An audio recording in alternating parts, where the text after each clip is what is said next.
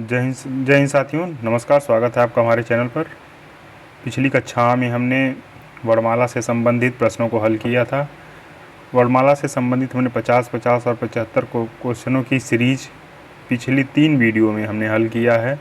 आज वर्णमाला की यह अंतिम वीडियो होगी जिसमें हम 75 से 80 क्वेश्चनों को आज हल करेंगे। जिससे वर्णमाला के जो हमने आपसे वादा किया था कि 200-250 क्वेश्चनों को हल करवाने का, तो हम 250 प्रश्नों को, वर्णमाला से संबंधित प्रश्नों को हम हल करेंगे और उससे संबंधित यह लास्ट वीडियो है। चलिए प्रश्नों को देखते हैं। पहला प्रश्न है, कौन सी दो ध्वनियों को अयोगवाह कहते हैं? विकल्प, पहला विकल्प है अनुस्वार और विसर्ग। दूसरा विकल्प है ह्रस्व स्वर एवं दीर्घ स्वर। तीसरा विकल्प है अनुनासिक, निर्नुनासिक और अंतिम विकल्प है प्लुत और विसर्ग। हमने आपको बताया था अयोगवाह ध्वनियाँ जो होती हैं अनुस्वार और विसर्ग को कहते हैं, तो ऑप्शन नंबर 1 सही हुआ। उसके बाद अगला प्रश्न है, इनमें से किस वर्ग में ऊष्म ध्वनियाँ हैं? ऊष्म ध्वनियाँ जो होती हैं वो बड़ा स, षटकोणवा स, छोटा स और ह को ऊष्म ध्वनि कहते हैं। तो इसमें ऑप्शन नंबर 1 ही सही है और अन्य विकल्प अब जाने की ज़रूरत नहीं है। अगले प्रश्न को देख लेते हैं। अगला प्रश्न है, इनमें से कौन सी ध्वनियाँ संयुक्त स्वर हैं? संयुक्त स्वर हमने बताया था कि वह स्वर जिसमें एक से अधिक स्वर मिले हों। जैसे यदि ई के साथ अ के साथ ई मिले तो वह संयुक्त स्वर होगा, लेकिन अगर अ के साथ अ मिले तो वह दीर्घ स्वर में होगा। तो संयुक्त स्वर में यदि अ के साथ ई मिले तो ए होगा और यदि अ के साथ उ मिले तो ओ होगा। तो यहाँ पे ऑप्शन देखते हैं। पहला ऑप्शन है अ और औ, यह संयुक्त स्वर होते हैं, इसे हम संयुक्त स्वर कहते हैं। दूसरा है ई और उ। ई और उ जो हैं यह दीर्घ स्वर हैं। ई और अ, इसमें पहले जो ई है वह दीर्घ स्वर है और अ जो है वह संयुक्त स्वर है। बड़ा उ यह दीर्घ स्वर है और जो अ है यह संयुक्त स्वर है। अगले प्रश्न को देख लेते हैं। निम्नलिखित में कौन सा वर्ण संयुक्त व्यंजन कहलाता है? संयुक्त व्यंजन जो होते हैं वो हमने आपको बताया था 4 संयुक्त व्यंजन हैं। उसमें ज्ञ, अज्ञा, री, छतरी और त्र, ये जो हैं मूल रूप से संयुक्त व्यंजन हैं। तो इसमें री जो है वह स्वर है, ये पंचमाक्षर है, ड ड़ ये भी पंचमाक्षर है और जो स्र है यह संयुक्त व्यंजन है। अगले प्रश्न की तरफ बढ़ते हैं। किस वर्ग की सभी ध्वनियाँ मूर्धन्य हैं? जो ट वर्ग है उसकी सभी ध्वनियाँ जो हैं वह मूर्धन्य होती हैं। तो ट वर्ग हम यहाँ देख लेंगे। तो ट वर्ग इसमें कौन सा है? ट, ठ, ड, ढ। अंतिम विकल्प जो है वह ट वर्ग का है, तो अंतिम विकल्प सही होगा। पहला विकल्प में देखिए ख है जो कंठे से बोला जाता है।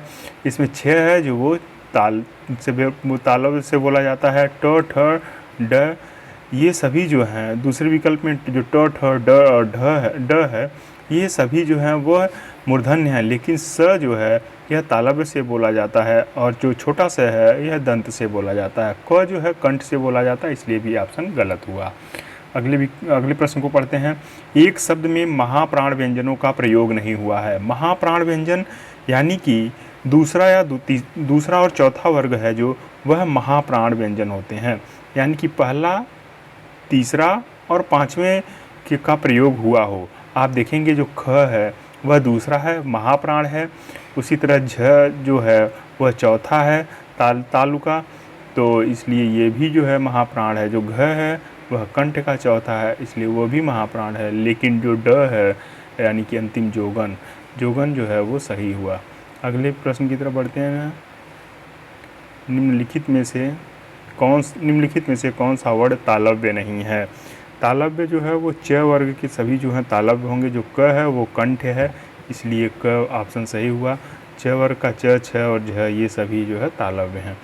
जो छ है वर्ण किसके योग से बना है? हमने आपको बताया था जो छ है उसका जो संयोग है वो क और षटकोणवा स के संयोग से बना हुआ है। क और छ ये गलत है, दूसरा विकल्प गलत है और अंतिम विकल्प भी गलत है। विकल्प नंबर सी सही है। अगला प्रश्न देखते हैं। छह ध्वनि का उच्चारण स्थान कौन सा है? छह वर्ण जो है वो तालव्य ध्वनियाँ होती हैं। क जो है वो कंठ है, क वर्ग के सभी जो हैं वो कंठ होते हैं। प वर्ग ओष्ठ होता है। वर्तस में हमने बताया था त र प होते हैं। दंत में जो होता है त वर्ग होते हैं। तो इसका ऑप्शन नंबर बी सही हुआ। इनमें से ब की ध्वनि कौन सी है? अभी हमने बताया प वर्ग के जो होते हैं वो ओष्ठ होते हैं, तो जो ब है वो प वर्ग का है, इसलिए वो इसका उच्चारण जो ध्वनि स्थान होगा वो ओष्ठ होगा। उसमें में सभी छोटा सा, बड़ा सा, षटकोणवा सा और है आते हैं। दंत में हमने आपको बताया था त, थ, द, ध आते हैं। तालव्य में च वर्ग के आते हैं। अगले प्रश्न की तरफ बढ़ते हैं। साधारणतः हिंदी लेखन में सबसे अधिक किस विराम चिन्ह का प्रयोग होता है? सबसे ज़्यादा जो है हिंदी लेखन में विराम चिन्ह, पूर्ण विराम चिन्ह का प्रयोग होता है। अन्य किसी का इतना प्रयोग नहीं होता है जितना पूर्ण विराम का होता है। अगले प्रश्न को देख लेते हैं। इनमें से कौन सा व्यंजन संयुक्त व्यंजन है? तो अंतिम विकल्प जो है वो संयुक्त व्यंजन का उदाहरण है। अगले प्रश्न को देखते हैं। इनमें से किसका उच्चारण स्थान ओष्ठ है? तो प का जो उच्चारण स्थान होता है वो ओष्ठ होता है, हमने अभी बताया। अगले प्रश्न को देखते हैं। ओष्ठ अल्प प्राण घोष वर्ण कौन सा है? अब देखिए ओष्ठ यानी कि प वर्ग, अल्प प्राण पहला, तीसरा, पांचवा, घोष जो है वो तीसरा, चौथा, पांचवा, यानी कि जो तीसरा होगा वो होगा, यानी प वर्ग का जो तीसरा है तो प फ ब जो तीसरा है वह होगा ऑप्शन में सही।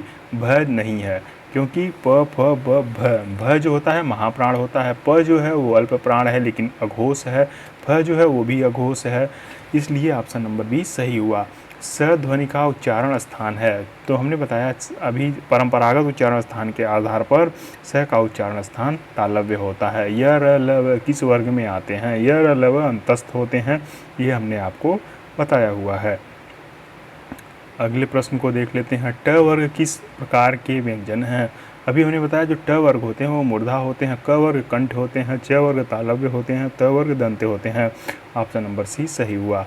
कौन सा वर्ण उच्चारण की दृष्टि से दंत नहीं है? त वर्ग के जो होते हैं वो दंत होते हैं, तो त, थ, द, ध, न ये सभी दंत हैं, लेकिन ट जो है वो मूर्धा है।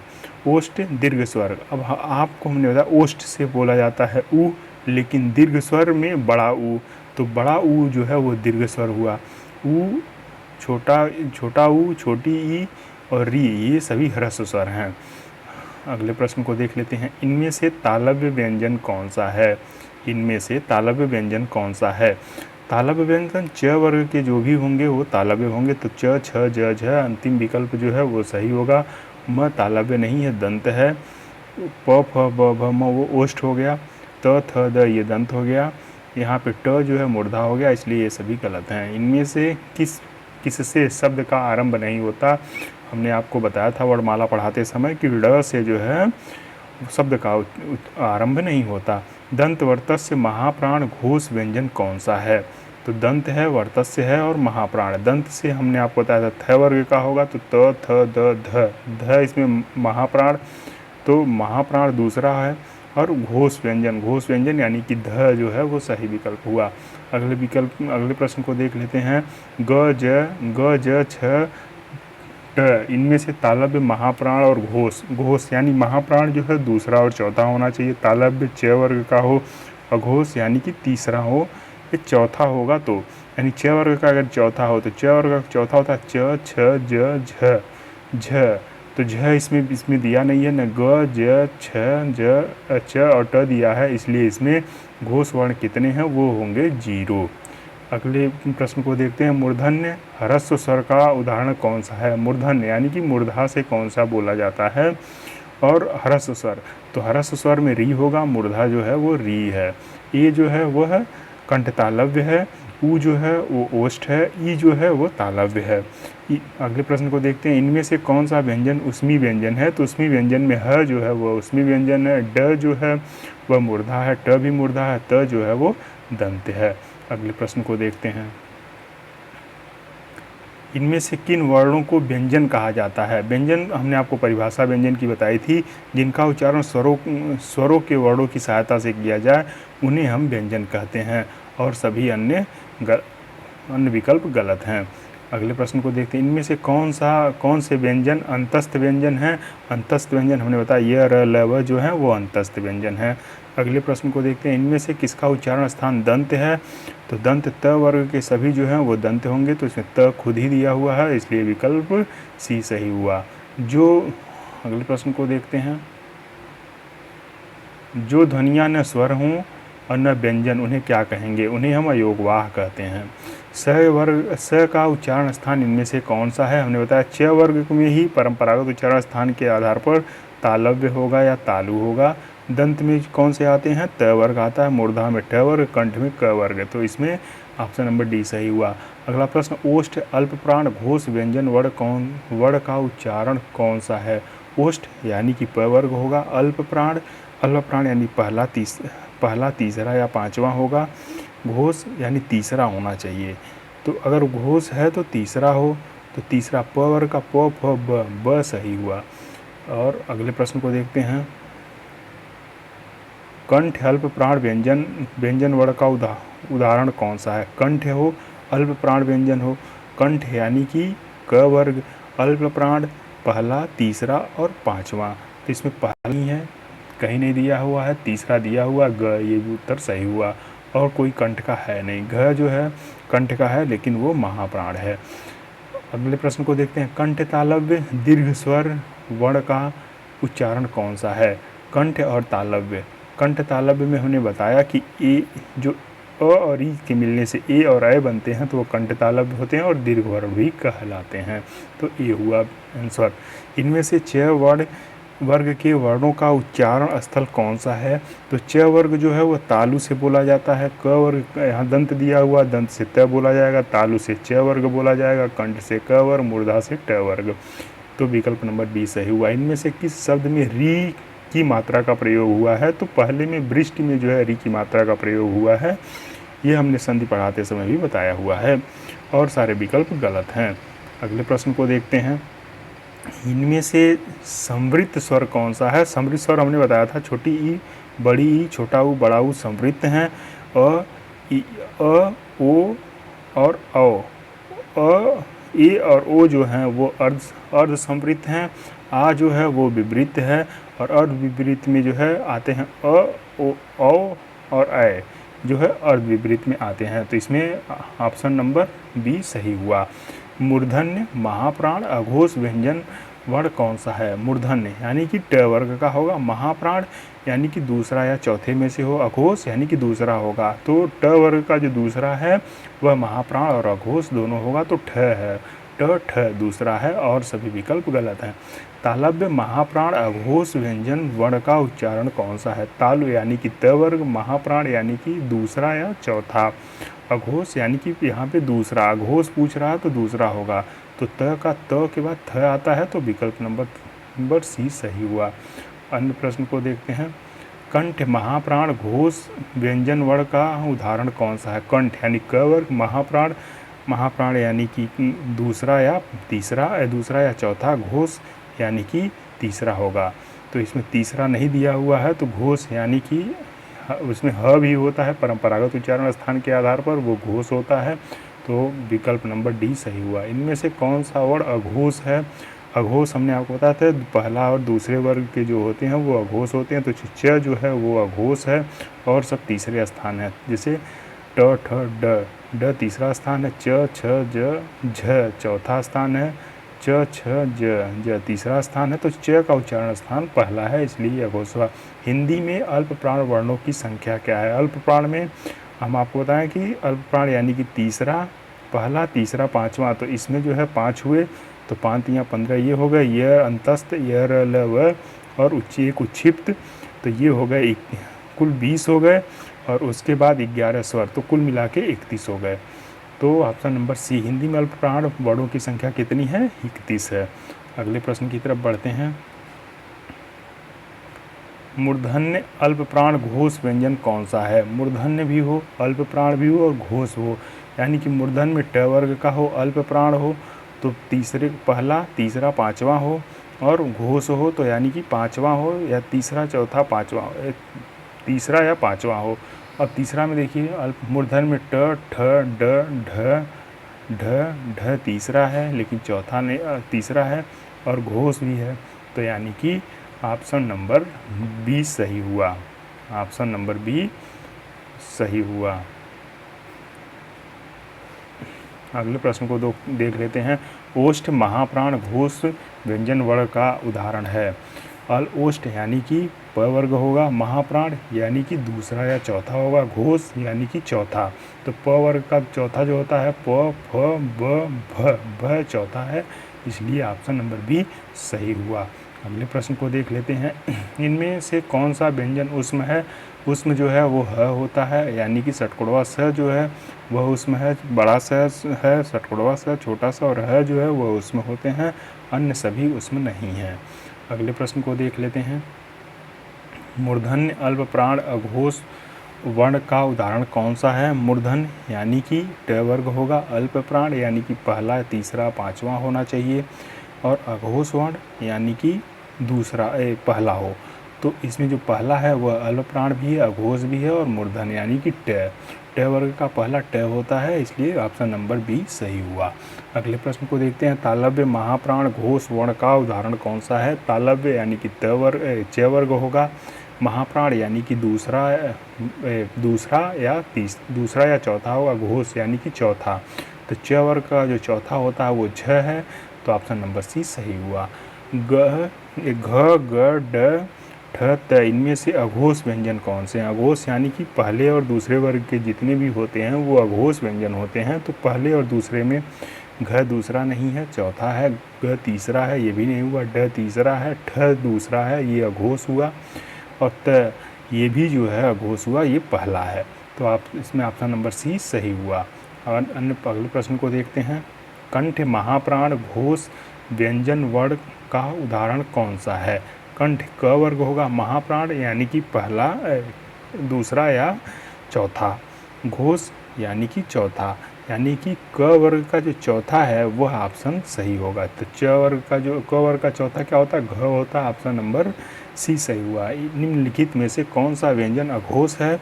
अघोष व्यंजन जो होते हैं वो होते हैं दूसरे और पहले और दूसरे। तो इसमें अघोष व्यंजन जो है वो ख हुआ, और अन्य जो है वो ना वो पहले हैं ना वो दूसरे हैं अपने वर्ग में। ख के अन्य कंठ अल्प प्राण व्यंजन वर्ण कौन सा है? कंठ यानी क वर्ग का हो, अल्प प्राण यानी कि पहला, तीसरा या पांचवा हो। तो इसमें अन्य सभी कंठ के नहीं हैं, अंतिम विकल्प जो है वो कंठ का है, इसलिए अंतिम विकल्प सही हुआ। हिंदी वर्णमाला में व्यंजन वर्णों की संख्या कितनी होती है? व्यंजन वर्ण कुल 33 होते हैं। ज वर्ण किन वर्णों के संयोग से बना है? तो ज और य के संयोग से बना, ऑप्शन नंबर 1 सही हुआ। जिस स्वर के उच्चारण में 2 मात्राएं लगती हैं उन्हें कहते हैं गुरु स्वर। संयुक्त स्वर में 2 मात्राएं इसमें भी लगती हैं, लेकिन 2 से अधिक समय लग जाता है। मूल स्वर वो होते हैं जो अ, छोटी, छोटा ऊ और री, लघु स्वर भी उन्हीं को कहते हैं जो मूल स्वर हैं। संयुक्त स्वर जो होते हैं वो ए, ऐ, ओ और औ हैं। अगले प्रश्न की तरफ बढ़ते हैं। तालव्य महाप्राण घोष व्यंजन वर्ण। तालव्य यानी च वर्ग का होगा, महाप्राण यानी दूसरा होगा, दूसरा या चौथा होगा। चौथा जो होगा च वर्ग का जो चौथा है वो ऑप्शन सही होगा, यानी कि च वर्ग का चौथा झ होता है, ऑप्शन नंबर सी सही हुआ। अगले प्रश्न को देख लेते हैं। स्पर्श वर्णों की संख्या कितनी है? स्पर्श वर्ण जो होते हैं वो 25 होते हैं। अंतस्थ जो व्यंजन होते हैं या अविस्पर्शी जो व्यंजन होते हैं वो 8 होते हैं। स्पर्शी व्यंजन 25 होते हैं। अगले प्रश्न को देखते हैं। इनमें से किसके बिना कोई व्यंजन उच्चारित नहीं होता? तो स्वर के बिना किसी भी व्यंजन को हम उच्चारित नहीं कर सकते। प्रयत्न के आधार पर ल का उच्चारण स्थान या ध्वनि क्या है? वह पार्श्विक है। अब हम अगले प्रश्न को देख लेते हैं। इनमें से किसका उच्चारण स्थान कंठ है? कंठ का जो उच्चारण स्थान है, यानी कि क वर्ग का जो होगा उसका उच्चारण कंठ होगा, तो क वर्ग का एक ही इसमें दिख रहा है, बी ग हुआ। इनमें से अमानक वर्णों का विकल्प कौन सा है? अमानक वर्ण जिनको हम वर्ण नहीं मानते वो हैं, ये गलत प्रश्न है, इसको छोड़ देते हैं। हिंदी में मूल वर्णों की संख्या कितनी है? हिंदी में कुल मूल वर्ण 52 हैं। कौन सा वर्ण पंचमाक्षर है? तो हम पंचमाक्षर में आते हैं। क का 5वां ड, उसका इ ड, ड इ ड और म और न। तो इसमें म जो होगा वो सही होगा। अगले प्रश्न को देखते हैं। निम्नलिखित में से किस व्यंजन का उच्चारण तालु से होता है? यानी कि तालु यानी कि च वर्ग का जो होगा उसका उच्चारण तालु से होगा, तो इसका सी सही हुआ। निम्नलिखित में से कौन सा उसमी व्यंजन है? तो उसमी व्यंजन जो है वो ह होता है। उसमी व्यंजन में कौन कौन से आते हैं? बड़ा स, षटकोणों से और छोटा स और है, ये सभी उसमी व्यंजन हैं।